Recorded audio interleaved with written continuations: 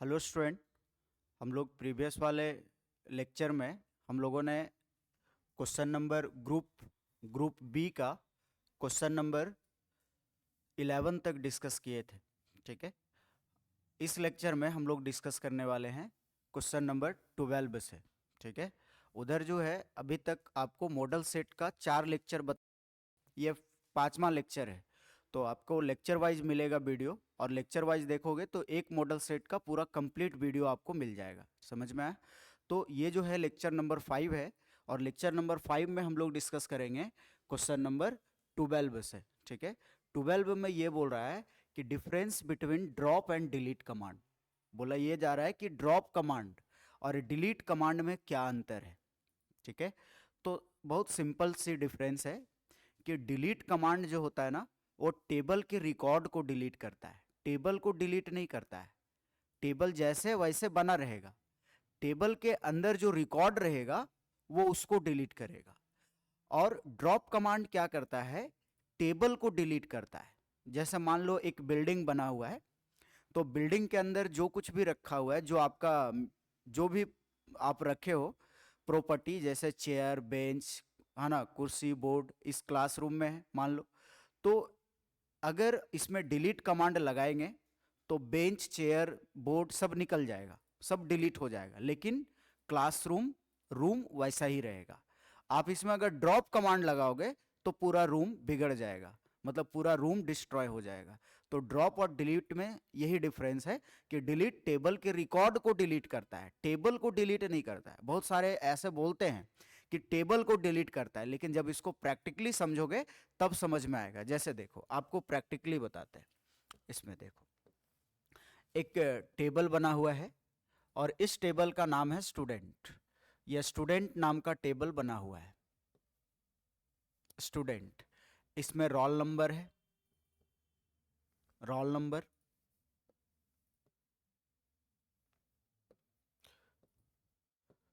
Roll number, name और फी, ये है ये टेबल। इसमें रोल नंबर 1 नेम ए फी 200, रोल नंबर 2 नेम बी फी 400, ये है। ये दो रिकॉर्ड इसके अंदर रखा हुआ है। अगर इस टेबल में हम लोग डिलीट कमांड लगाते हैं तो ये टेबल ऐसा ही बना रहेगा, इसके अंदर वाला जो रिकॉर्ड है वो डिलीट हो जाएगा। पॉइंट आया समझ में?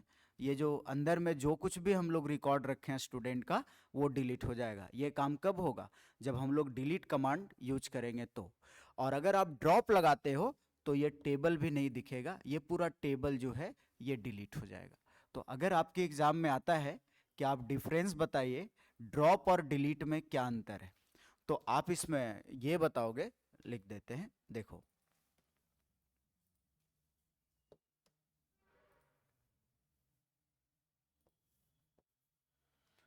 इसमें आप ये लिखोगे, देखो यहां पे डिलीट और ड्रॉप में डिफरेंस पूछा जा रहा है। तो एक कॉलम बनाओगे डिलीट का, डिलीट, और एक कॉलम बनाओगे ड्रॉप का, ड्रॉप।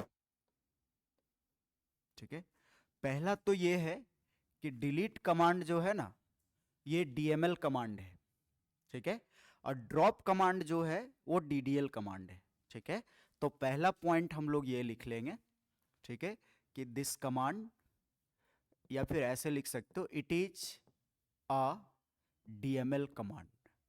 डीएमएल कमांड, ये कौन सा कमांड है? डीएमएल कमांड है। ठीक है, और इसमें हम लोग लिख सकते हैं it is a DDL command. ये बताया है ना, डीडीएल और डीएमएल फुल फॉर्म भी आता है एग्जाम में, कमांड। ठीक है, डीएमएल का फुल फॉर्म होता है, डीएमएल का फुल फॉर्म होता है डेटा मैनिपुलेशन, मैनिपुलेशन लैंग्वेज, ये होता है। ठीक है, और डीडीएल का फुल फॉर्म होता है, डीडीएल का फुल फॉर्म होता है डेटा डेफिनेशन, डेफिनेशन लैंग्वेज, ये होता है। ठीक है। और सेकेंड पॉइंट हम लोग ये लिखेंगे कि ये जो कमांड होता है ये यूज किया जाता है, दिस कमांड, सॉरी इसको ऐसे लिखेंगे, this command is used to delete the records of a table। एक टेबल के रिकॉर्ड को ये डिलीट करता है। ठीक है। और वो भी टेम्पोरली करता है, टेम्पोरली करता है, परमानेंटली डिलीट नहीं करता है। समझ में आया? और ये क्या करता है, ये परमानेंट डिलीट करता है टेबल को। मतलब अगर आप डिलीट कमांड लगाए हो तो बाद में अगर उस रिकॉर्ड को चाहिए तो आप उसको रिकवर कर सकते हो, वापस ला सकते हो, क्योंकि ये टेम्पोररी डिलीट करता है। उसके लिए वापस लाने के लिए रोल बैक कमांड यूज होता है। ठीक है, ये आपको पढ़ना था एसक्यूएल में। और अगर आप ड्रॉप लगा देते हो तो ड्रॉप में क्या होता है कि पूरा टेबल ही डिलीट हो जाता है। तो हम लोग इसमें लिख सकते हैं कि दिस कमांड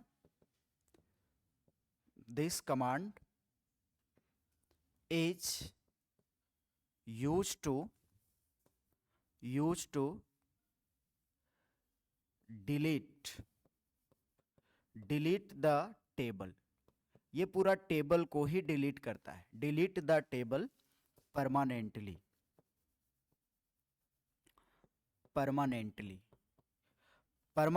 डिलीट करेगा, हमेशा के लिए इसको डिलीट करेगा। समझ में आया?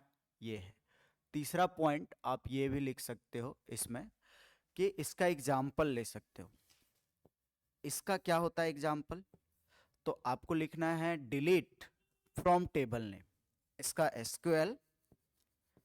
SQL delete from table name. तो टेबल नेम है स्टूडेंट, तो स्टूडेंट लिख देंगे। तो ये क्या करेगा, टेबल स्टूडेंट नाम के टेबल में जितना भी रिकॉर्ड होगा वो सारे रिकॉर्ड को डिलीट कर देगा। और अगर यहाँ पे आप लेते हो एग्जाम्पल एसक्यूएल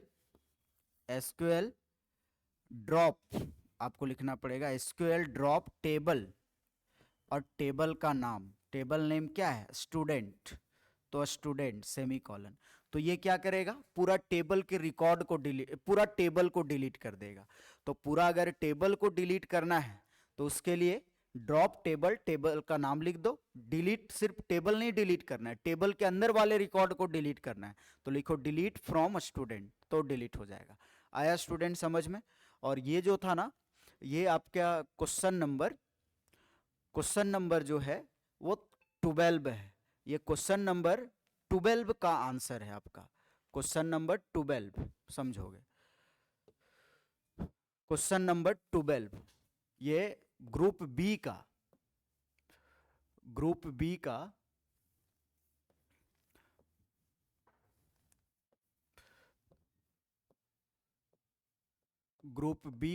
क्वेश्चन नंबर 12 का ये आंसर है। पॉइंट आ गया समझ में? इस तरह से हम लोग इसको बनाएंगे। किसी को दिक्कत है क्या? समझ में आ गया? क्लियर है? चलो अगला क्वेश्चन देखते हैं। नेक्स्ट क्वेश्चन ये है, अगला है what is network, right 2 advantages and disadvantages of network. बोलिए रहा है कि नेटवर्क किसको कहते हैं और इसका एडवांटेज और डिसएडवांटेज बताइए। तो नेटवर्क जो होता है वो कलेक्शन ऑफ कंप्यूटर होता है, ठीक है, जो कनेक्टेड होता है एक दूसरे से। और नेटवर्क का यूज किया जाता है डेटा को शेयर करने के लिए। अगर आप कोई भी डेटा को एक जगह से दूसरे जगह भेजना चाहते हो तो आप नेटवर्क का यूज करोगे। समझ में आया? ठीक है, तो देखो ये क्वेश्चन नंबर 13 का आंसर आपको बता रहे हैं। बोलिए रहा है कि what is network, right 2 advantages and disadvantages of network, ये बोल रहा है। तो बहुत आसान है इसका, देखोगे हम लोग इसको अच्छे से डिफाइन कर सकते हैं और पढ़े भी हैं अच्छे से। तो हम लोग इसमें लिख सकते हैं,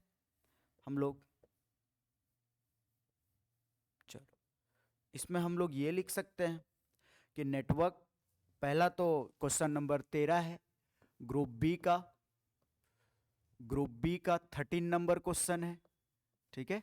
ग्रुप बी का 13 नंबर क्वेश्चन है। पहला बोला है नेटवर्क किसको कहते हैं, तो नेटवर्क में हम लोग लिख लेंगे कि network is a collection of computers और other devices.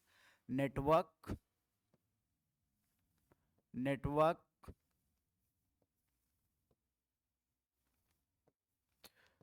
Network is a collection of computers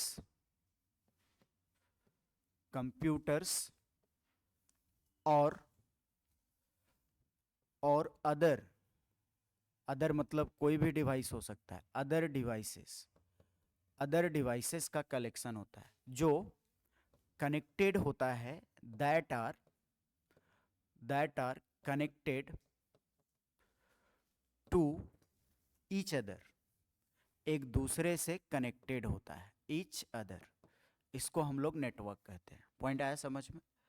इसका यूज किया जाता है डेटा को शेयर करने के लिए। नेटवर्क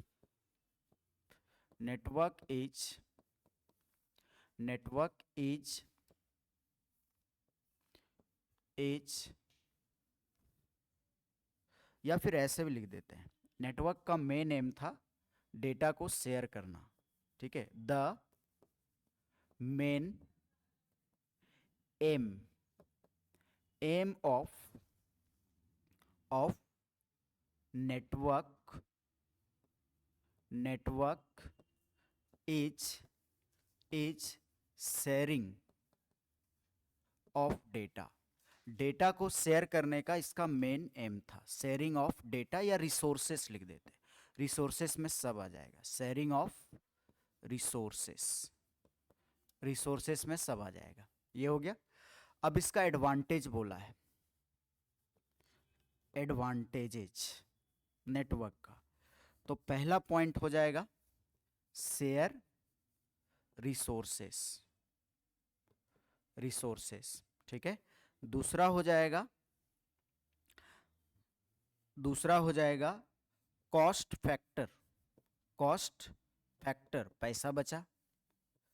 तीसरा हो जाएगा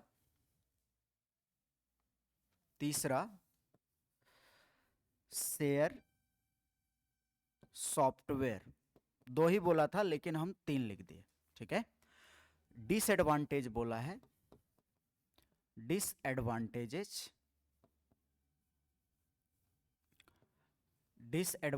में क्या हो जाएगा, तो डिसएडवांटेजेज में पहला हो जाएगा सिक्योरिटी कंसर्न्स, सिक्योरिटी प्रॉब्लम होगा। कंसर्न के जगह प्रॉब्लम भी लिख सकते हैं, ठीक है। और लैक ऑफ रोबुटनेस ये होता है, ठीक है। तो ये सब इसका प्रॉब्लम है। और भी होता है वायरस एंड मालवेयर, ठीक है, और भी होता है। तो 2 बोला है तो 2 लिख दिए। ये था क्वेश्चन नंबर 13 का answer.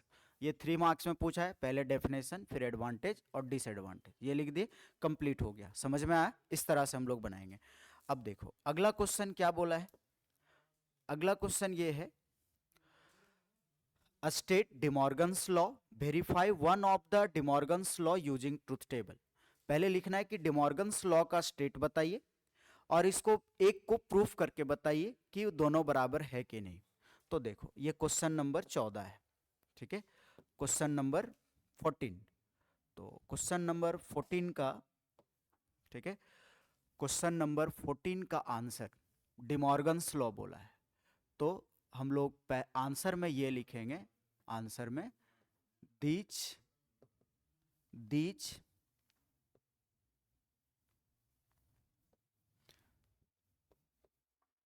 these laws state state बोला था पहले, स्टेट लिख लेंगे। Number A x plus Y पे whole bar equal x bar dot Y bar, ये होता है इसका पहला लॉ।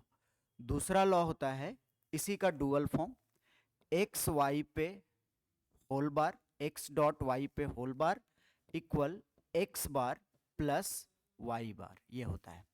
तो ट्रुथ टेबल से बोला है तो प्रूफ एक को करना है, प्रूफ पहला नंबर को, ए नंबर को प्रूफ करेंगे। तो लिखेंगे एक्स प्लस वाई पे whole bar equal X bar dot Y bar, ये लिख लेंगे। अब देखो नंबर ऑफ वेरिएबल कितना है, 2 है, तो 2 कॉलम बना लेंगे इस तरह से बॉक्स, ठीक है, एक्स वाई ये बना लिए। अब आप लोग सबको पता है कि x में जो है 2 बार 0 और 2 बार 1 ये रखना है।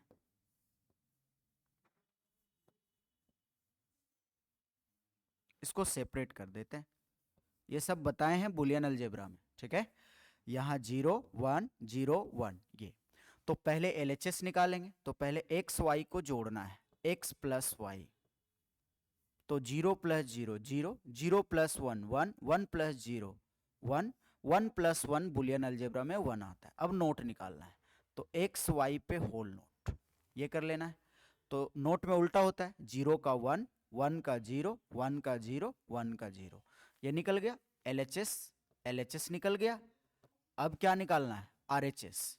तो RHS में अलग अलग करना पड़ेगा आपको, एक्स नोट पहले निकालना है, ठीक है। तो एक्स नोट हम लोग पहले निकाल लेंगे। तो एक्स नोट कहाँ से निकलेगा, एक्स वाले कॉलम से, तो एक्स में जितना 0 है वो सब 1, तो 0 का 1 0 का 1 1 का 0 1 का 0। वाई नोट निकाल लेंगे, तो वाई 0 का 1 1 का 0 1 का 0 का 1 1 का 0, ये हो गया। अब दोनों को जोड़ देना है, X plus X naught plus Y naught, तो 1 1 1 0। देखो तो इसमें आप देखो, अच्छा ये हम लोग फर्स्ट वाला निकाले थे ना, तो ये दोनों को इनटू करना था, हम जोड़ दिए, इनटू करना है, वही तो अलग आ गया आंसर। इनटू ना करना है, ये वाला ना प्रूफ कर रहे हैं, तो इनटू करना है, इनटू करना है, into into sorry, X naught Y into X naught dot Y naught, तो ये हो जाएगा 1 1 0 0 0 इंटू करेंगे 0, ये हो गया RHS। तो देखो तो LHS और RHS दोनों बराबर है, तो हम लोग यहां पे लिखेंगे both the columns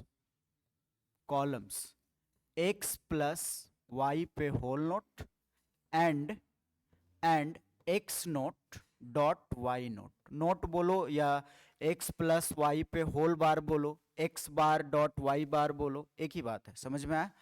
are identical, identical मतलब इक्वल है, आइडेंटिकल ये इक्वल है, तो हेंस प्रूव्ड, ये लिखना था।